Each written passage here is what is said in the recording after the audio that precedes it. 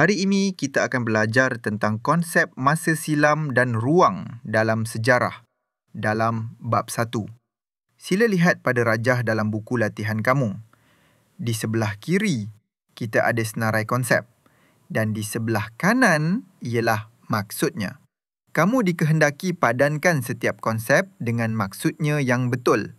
Mari kita teliti satu persatu. Pertama, kronologi.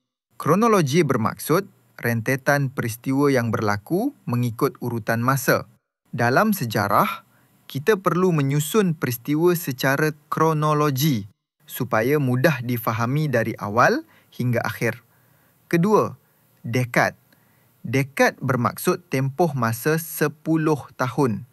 Contohnya, tahun 2000 hingga 2009 ialah satu dekad. Ketiga, Masihi. Masihi merujuk kepada tahun-tahun selepas kelahiran Nabi Isa AS. Contohnya, tahun 2024 Masihi bermaksud 2024 tahun selepas kelahiran Nabi Isa AS. Seterusnya, abad.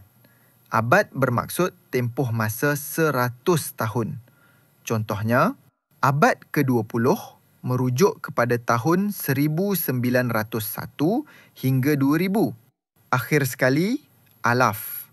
Alaf bermaksud tempoh masa 1000 tahun.